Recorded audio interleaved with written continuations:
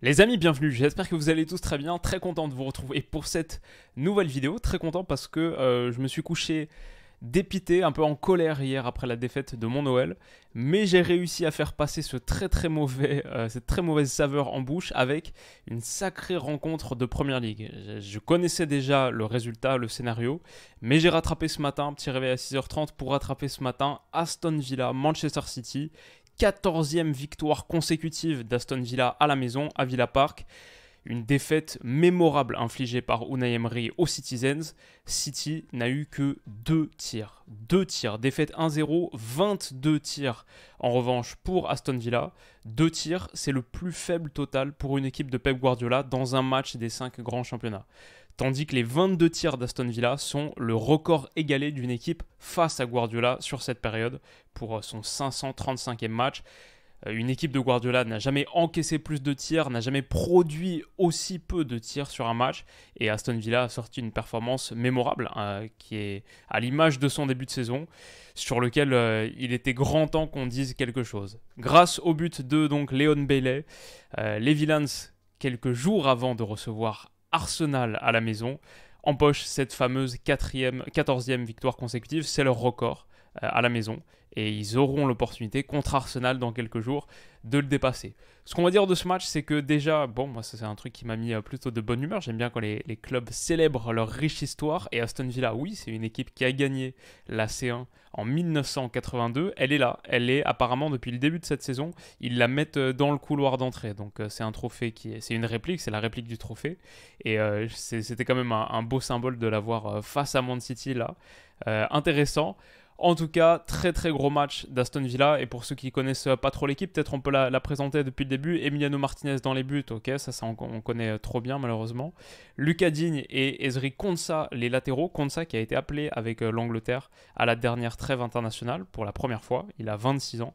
Diego Carlos et Pau Torres qui font un très très bon début de saison, les deux centraux d'Aston Villa. Devant, une ligne de 4, très intéressant avec 4 milieux centraux. Donc c'était un peu un 4-2-2-2. On a eu des joueurs très axiaux, on va y revenir dans quelques minutes. Mais McGinn, le capitaine, à gauche, Tillmans à droite, Douglas Luiz et Boubacar Kamara, les deux centraux, les deux milieux centraux dans l'axe. Et enfin devant, Oli Watkins et Leon Bailey. Bailey qui n'a pas joué tous les matchs en tant que titulaire, ça a pas mal alterné notamment avec un Moussa Diaby, avec Nicolo Zaniolo aussi qui sont sur le banc. C'est là qu'on voit la puissance financière de la Première Ligue. Aston Villa peut aligner ce 11 qui est déjà très costaud et avoir des joueurs sur le banc comme Zaniolo, Diaby, John Duran, même Leander Dendoncker qui a pas si longtemps été acheté par les Wolves à Anderlecht pour genre une trentaine de millions d'euros, presque peut-être un petit peu plus. Ça, c'est l'équipe donc d'Aston Villa. Et City, on connaît un petit peu mieux. Bon, c'est pas la bonne compo qui est indiquée. C'était du 3-2-4-1 avec Rico Lewis. Il était beaucoup plus haut comme ça dans le rôle, dans la position un peu Kevin De Bruyne aux côtés de Julian Alvarez. Et c'était Akanji qui grimpait dans l'entrejeu aux côtés de John Stones pour faire ce tandem. Il y avait un truc très très intéressant quand même, c'est que Rodri était suspendu. Et l'absence de Rodri, je crois que c'est quand même un des facteurs majeurs du match. Je vais dire, sur les 90 minutes, Aston Villa m'a bluffé. C'est une vraie belle équipe de football, très très sérieuse.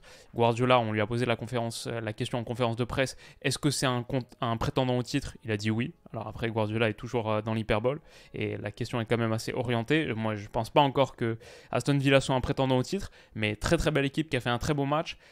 Il faut dire aussi, et ça finit jamais comme ça finit jamais à 2 tirs si City est pas dans un de ses pires jours. J'ai rarement vu City aussi mauvais qu'hier, que ce matin donc. Et je pense que l'absence de Rodri a joué un petit peu. Mais voilà pour les éléments préliminaires. Ce qu'on peut dire sur l'approche d'Aston Villa, cette Aston Villa d'Unai Emery, bon bah comme n'importe quelle très bonne équipe de football en 2023, je crois que c'est un petit peu toujours la même chose. C'est une équipe qui cherche à jouer le match dans la moitié terrain adverse, avec ballon, sans ballon, avec une ligne qui est extrêmement haute. Donc City est en blanc, Aston Villa bien sûr est en bordeaux cyan et blanc. Regardez cette ligne, la hauteur de cette ligne défensive, et ça va conduire à un hors-jeu là au bout d'un quart d'heure, parce que le bloc d'Aston Villa est très très haut dans la moitié de terrain de Manchester City. Cette ligne joue le hors-jeu à la médiane. Voilà, ça c'est déjà la première base tactique qu'on peut poser. La seconde, c'est qu'il y a de la pression sur les phases de 6 mètres, avec un positionnement qui m'intéresse beaucoup. On a parlé de Leon Bailey en tant que second attaquant aux côtés d'Ollie Watkins. En vrai, il était pas mal excentré sur le côté. Il a beaucoup joué, je dirais, dans cette surface du terrain avec ballon. Mais sans ballon, il inversait sa position, c'est plus français, avec Youri Tielemans. Youri Tielemans qui est censé être plutôt ici en tant que milieu avancé, mais quand même central, aux côtés là c'est Douglas Luiz qui est monté, mais aux côtés de John McGinn dans un 4-2-2-2. Il changeait avec Leon Bailey pour que je pense la vitesse de Leon Bailey, qui on sait à cette superbe accélération, soit utile pour aller couvrir la largeur, pour aller presser sur la largeur. Alors que Tielemans, il a plutôt à contrôler et à maîtriser. En plus, lui, il le fait beaucoup à la base de sa relance. Donc, il comprend un petit peu ses déplacements pour maîtriser un petit peu plus ce qui se passe dans l'axe et priver Manchester City d'utiliser son double pivot. C'était un petit changement de position que je trouvais intéressant. Et Leon Bailey, sa pression, on le voit ici, déclencher sa pression à toute vitesse sur Gvardiol, le central gauche écarté, elle paye. Là, il colmate très très vite l'espace, monte sur le porteur et gagne un ballon haut qui est très très dangereux. On voit Ederson qui est sorti de son but et Tielemans qui récupère un ballon à 20 mètres. On a parlé des 2 tirs de Manchester City, le plus faible total pour une équipe Guardiola de tous les temps. On a parlé des 22 tirs concédés, c'est le plus haut total aussi. Un truc qu'on peut ajouter, 13 ballons récupérés par Aston Villa dans le dernier tiers, 13 ballons gagnés dans le dernier tiers. Ça, c'est aussi un record. Jamais une équipe Guardiola n'avait perdu autant le ballon dans son premier tiers de terrain. Et on l'a vu avec des séquences comme ça où le pressing d'Aston Villa était véritablement suffocant. Je pense un autre truc, et on le voit aussi dans ce milieu un petit peu en carré, avec Douglas Luiz qui est ici, Boubacar Kamara, les 2 milieux défensifs, et regardez Youri Tielemans qui est très très intérieur. Il n'est pas comme un milieu droit de 4-4-2, il est très très intérieur, et John McGinn aussi. Ça, c'était la boîte du milieu de terrain d'une équipe très très à l'intérieur, et on le voit sur cette phase par exemple, Pau Torres qui donne un petit ballon très très intéressant pour McGinn dans cette poche. Et McGinn, c'est un super joueur. Il a été excellent, peut-être le meilleur joueur du match. Je crois qu'il réussit 5 dribbles sur 5 tentés. Il a eu plusieurs occasions très dangereuses. Et là, il a fait beaucoup de mal à Man City dans l'interligne. Là, en se baladant, en se déplaçant le long de cette interligne, il est trouvé là par le ballon de Pau Torres. Il peut se retourner, accélérer face au jeu dans un style très caractéristique. Pas le plus élégant, mais il a beaucoup de mobilité. Il est dur à bouger et il gagne des mètres par le dribble. Et là, il y a une grosse occasion au bout, parce que McGinn s'est proposé et a fait quelque chose d'intéressant. Il décale pour Lucas Digne qui va faire mine de centrer et frapper fort. Ça touche le petit filet d'Ederson. C'était un très très bon déplacement d'Aston Villa qui est permis par cette position interligne de John McGinn. Donc ouais, moi, beaucoup de choses, j'aime beaucoup de choses quand je vois cette équipe. J'aime le fait que McGinn ici puisse permettre à Pau Torres aussi, mais plus bas, de sauter la pression de Manchester City et derrière se retourner pour aller face au but.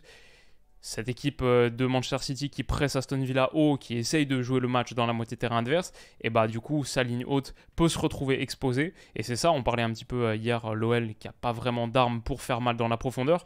Aston Villa, on a 2. Il y a Ollie Watkins qui ici est parti un petit peu trop vite et pour le coup il n'a pas fait, c'est pas le meilleur Villan hier soir, ce matin pour moi. Par contre, il y a une deuxième lame ici, Leon Bailey, avec sa vitesse à lui, qui fait que même quand la première option est couverte ou mise hors jeu, c'est très très dangereux dans le dos de Gvardiol. Et Bailey ici, il a une énorme occasion au bout de 6 minutes de jeu, qui est un peu un reflet du match qu'il va faire, un vrai poison que City a jamais vraiment réussi à contenir.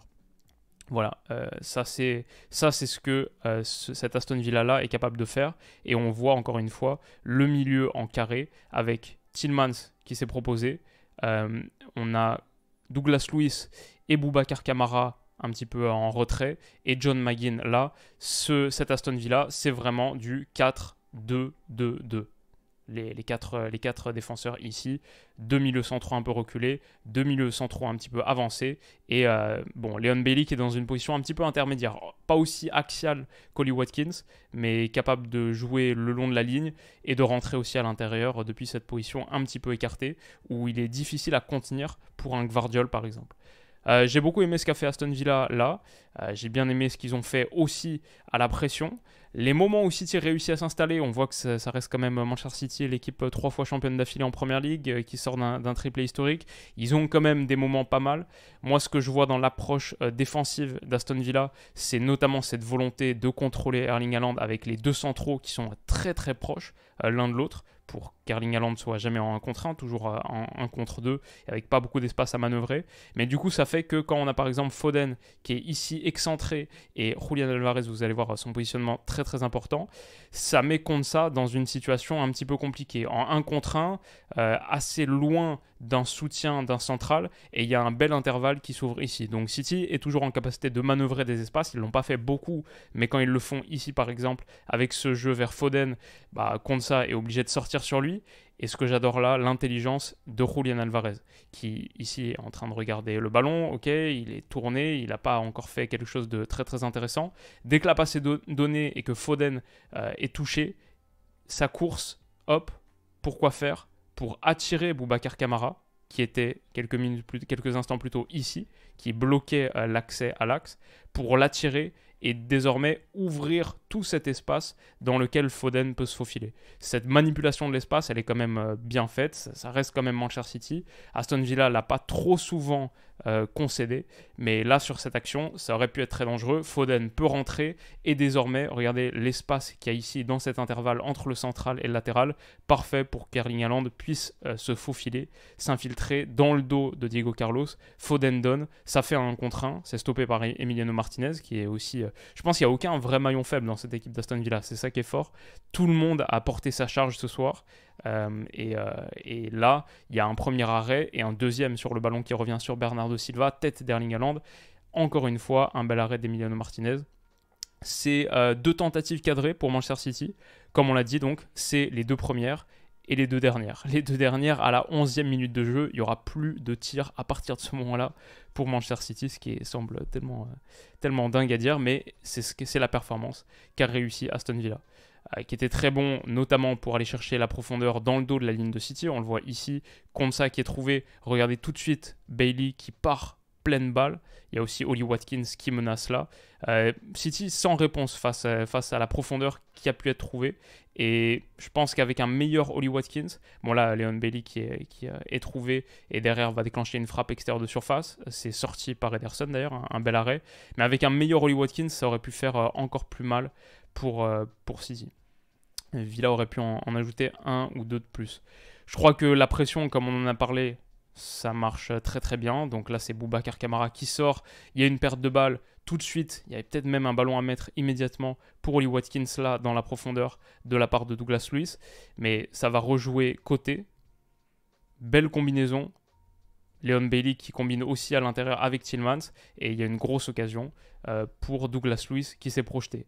Quand je regarde la percussion qui est générée notamment par Leon Bailey qui était dans un très très bon soir là, et quand il est trouvé sur le côté, qui peut accélérer face à Julian Alvarez, trouver des déplacements intérieurs comme ça, le nombre de dribbles réussis, 3 pour Bailey, comme on a dit 5 pour McGinn, au total 16 dribbles réussis pour Aston Villa, 2 seulement par Manchester City, les 2 par l'intermédiaire de Bernardo Silva. Voilà, je pense que dans tous les compartiments du jeu à peu près, Aston Villa a été meilleur. Et ça s'est vu, c'est une très très belle équipe de foot. Donc il y a encore de la récupération haute comme ici, comme là. Il y a eu un moment où City a été vraiment vraiment suffoqué, fin de première et fin de seconde aussi. Peut-être un petit déclin dans le capital physique, peut-être une équipe qui commence un peu à fatiguer, mais avec l'accumulation des matchs. En tout cas, ouais, ça a été difficile et Aston Villa n'a pas hésité à tenter sa chance depuis l'extérieur de la surface avec Douglas Luiz, avec Tielemans qui a fait un très très bon match aussi. J'ai adoré Tielemans. Ils ont des armes pour faire mal dans ce registre. Donc on le voit ici encore une fois sur une phase de 6 mètres, Ederson qui joue côté. On a les deux là avec Tielemans qui est monté très très haut, Bailey qui est ici pour pouvoir couvrir la largeur sur la phase de pression. Encore une récupération haute de McGinn qui a gagné énormément de ballons hauts et derrière il va adresser un petit ballon comme ça très très dangereux pour Oli Watkins. Malheureusement, son contrôle, en gros, il est un peu long. Il lui manque quelques pointures de chaussures pour s'offrir un contre 1. Et voilà, des situations où Aston Villa n'était pas loin de marquer le premier but. Là, c'était fin de première période et ils auraient pu en marquer plus d'un sur ce match. J'adore Boubacar Kamara, ce qu'il est capable de faire ici. Prise de balle, pied droit, mais ensuite donner pied gauche, ce qui est un ballon extrêmement dangereux là, plein axe. City a souvent transpercé dans l'axe, ça je pense que ça a été un problème, ce trio axial face à la double menace de Bailey et d'Oli Watkins, et la triple si on ajoute par exemple les bons déplacements intérieurs de McGinn, ou de Tielemans même, ça a été assez difficile pour eux. Et là, ce ballon de Boubacar Kamara, si Watkins est un petit peu plus juste techniquement, ouais, ça peut donner une action très très dangereuse. Il rate un peu son contrôle. Derrière, il est resservi par McGinn, mais son contrôle est encore une fois trop long. Il s'offre un tir à la fin, mais il est dans une position très excentrée, très difficile. Watkins aurait pu faire un meilleur match. C'est peut-être celui qui fait le moins bon match côté Aston Villa. Mais on arrive donc à la mi-temps à 0-0. City a tiré 2 fois au but. Et c'est une prestation très très convaincante. Sans qu'elle soit, je vais dire, extrême dans un sens ou dans l'autre. C'est pas comme le Tottenham de Postecoglou, c'est pas comme certaines séquences peut-être de City ou d'Arsenal ou du Newcastle de l'année dernière ou quoi. Je trouve que c'est un plan de jeu très adapté à ce match et je suis allé regarder les indicateurs sur la saison pour l'instant. Aston Villa est genre 5e, 6e, 7e dans à peu près toutes les catégories. Ils sont premiers nulle part. Il n'y a pas genre ballon gagné dans le dernier tiers numéro 1 comme le Tottenham de Postecoglou au bout de 10 matchs. Il n'y a rien de très très spécial, mais je trouve que tous les joueurs sont bons. Le plan de jeu est excellent et on verra contre Arsenal ce que ça donne dans une configuration un petit peu différente. Mais c'est juste une masterclass d'Unai Emery sur ce match notamment. Le début de saison est excellent, mais sur ce match notamment où Man City a été totalement neutralisé. On le voit encore une fois avec cette ligne haute, encore une fois le 4-4-2 avec la position de Bailey ici et Tielemans qui a grimpé aux côtés d'Oli Watkins là pour bloquer l'accès à ce double pivot à Kanji Stones. Bernardo Silva décroche, mais il n'y a pas vraiment de décalage qui peut être créé simplement avec son décrochage. Et il y aura des pertes de balles basses très très dangereuses. Comme ici, ce qui aurait pu donner une action intéressante pour Aston Villa. On le voit, les déplacements, la pression constante qui est mise là par Youri Tielemans. On avait aussi Oli Watkins. Je pense que la débauche d'énergie d'ensemble qui a été réalisée ici, John McGinn, la débauche d'énergie pendant 90 minutes d'Aston Villa, ça c'est une équipe moderne. Si je contraste malheureusement avec le match qu'on a analysé hier, mon Noël, j'ai l'impression que nous, physiquement c'est compliqué quoi. J'ai l'impression qu'on est des poussins sur le terrain parce que ça c'est une vraie équipe d'hommes, ça c'est une vraie équipe de football 2023. Ça c'est un capital physique différent quoi, et qui te permet de faire beaucoup de choses. Des ballons gagnés haut comme ça face à Man City dans le dernier tiers, même autour de l'heure de jeu, là où les organismes peuvent commencer à être un petit peu affectés. Donc j'ai pas grand chose de plus à dire que de grands compliments à l'égard d'Unai Emery parce que cette pression elle a continué. Ici sur ce ballon récupéré très très haut dans ce premier tiers, un des 13, c'est une action hyper dangereuse pour John McGinn qui réalise un petit dribble super sympa sur Ruben Dias, feinte de partir à gauche, il revient à droite et malheureusement son tir est effleuré par Ederson. L'arbitre ne donnera pas corner, mais il y aurait dû avoir. Et sinon, voilà, ces petits ballons intérieurs. Je pense que cette remise en une touche de Tielemans, je l'ai inclus parce que Boubacar Kamara donne là Tielemans avec une petite talonnade comme ça en pivot, excentre sur Bailey. Ça, c'est aussi les suppléments de qualité individuelle qui permettent à une équipe collectivement fonctionnelle de sortir une performance où tu bats Manchester City. Il faut que ce soit collectivement fonctionnel, mais après il y a eu de vrais petits moments de lumière aussi. Bailey, McGinn, Tielemans, je pense, dans mon top 3 du match. On aurait pu parler d'autres, tous ont été bons quasiment, à part peut-être Watkins que j'ai trouvé un petit peu en deçà, mais même à la pression il a fait des choses intéressantes. Mais par contre techniquement, ouais, Tielemans pour moi est un des hommes de cette partie, et avec cette action-là, il le montre. Ce centre de Bailey, Aston Villa cherche régulièrement à centrer. J'ai vu pas mal de centres de Digne aussi, régulièrement pour retrouver le jeu aérien de Watkins, j'imagine. Comme il me semble, ce qui a permis d'égaliser au dernier match, le de partout. Bon, c'est un des attributs de cette équipe qui est assez polyvalente. Cette déviation, c'est celle qui permet le premier but d'ailleurs. Quand le seul but de ce match, à la 73e minute, on parlait de la petite remise de Tielemans en une touche. Bah là, c'est pareil, c'est Diego Carlos. Face à la pression de Manchester City, ils ont réussi à s'en sortir régulièrement aussi. Cette passe longue là, qui va trouver Tielemans, qui saute une ligne pour trouver Tielemans, déviation magnifique en une touche, et derrière, Bailey peut accélérer. Ça, c'est très très dangereux. Bailey lancé face à une ligne de 3. Watkins aussi qui étire cette ligne, qui la pousse à reculer très très vite parce qu'il est menaçant dans la profondeur. Il est véritablement menaçant. Aston Villa a cette possibilité, a cette arme. Et Bailey en profite. Non seulement lui peut accélérer balle au pied, mais en plus l'appel croisé comme ça de Watkins lui ouvre un petit peu plus de chemin à l'intérieur. Il va en profiter et aller déclencher en revenant sur son pied droit. Je trouve qu'il me l'a montré pas mal d'ambidextrie. Il peut conduire pied gauche avec beaucoup de vélocité et il peut aller finir pied droit. Cette frappe, elle est déviée, il a un peu de réussite et Aston Villa a un peu de réussite là-dessus parce que la frappe elle est touchée par Ruben Dias et elle trompe donc Ederson qui est pris à contre-pied. Mais honnêtement, c'est un but mérité, c'est un succès mérité, c'est une très très grande performance et je pense que beaucoup de supporters ici ont vécu une des plus belles nuits de leur histoire. Si tu es un supporter d'Aston Villa de 25-30 ans, même un peu plus, que tu n'as pas vu les années 80, c'est un des plus beaux moments pour le club de Birmingham qui s'offre un succès mérité face au grand Manchester City.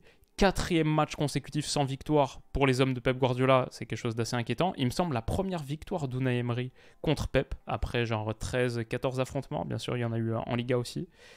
C'est un sacré succès qui aurait pu être plus lourd parce que Douglas Luiz a une très très grosse occasion là à la 78e et à la 86e il touche le poteau sur cette frappe extérieure de surface. Donc Aston Villa a continué de martyriser Manchester City, finit avec 10 fois plus de tirs et passe devant au classement. Ça c'est quand même un sacré truc. Au bout de 15 journées, Aston Villa a 32 points, c'est 4 de moins qu'Arsenal. City est déjà à 6 longueurs de retard des hommes de Mikel Arteta. Et donc on a un top 4, Arsenal 36, Liverpool 34, Aston Villa 32, City 30. Et United est pas si loin derrière à 27 parce qu'ils ont battu Chelsea hier à Stamford Bridge, un match que je suivais un petit peu en même temps que celui de l'OL. Tottenham avec un match de moins et à 27. On a une sacrée bataille pour le top 5. Le top 5 avec cette 5e place qui pourrait qualifier pour la Ligue des Champions. En fin de saison, on verra. Et une sacrée bataille pour le titre. La Première Ligue, toujours aussi kiffante. Et Aston Villa nous rajoute une couche de piment et de saveur. C'est assez fou. Et ça va être sympa samedi 18h30 donc, parce que Aston Villa a remporté les 14 derniers matchs de Première Ligue à la maison. C'est son record. Et ils ont égalé leur record. La dernière équipe qui a battu Aston Villa chez eux, c'est Arsenal. C'est la prochaine équipe qui vont jouer donc samedi 18h30, un choc entre le premier et le troisième de PL. Et je pense qu'on sera là pour en parler. J'espère que cette petite vidéo rapide comme ça du jeudi matin vous aura plu. Bon, moi j'ai vu qu'il s'est passé ça, c'était tout de suite... j'avais tout de suite envie d'en parler, même si ça faisait un réveil assez agressif après s'être couché tard pour débriefer OM-OL. Si vous ne l'avez pas vu d'ailleurs cette vidéo, n'hésitez pas à aller checker si ça vous intéresse. Et on voit ici donc que Man City est en position assez défavorable. Aucune victoire sur ces 4 derniers matchs, ça aussi ça doit faire un moment que c'est pas arrivé. Prenez soin de vous les amis, passez un excellent jeudi et on se retrouve très vite pour la suite. Bisous.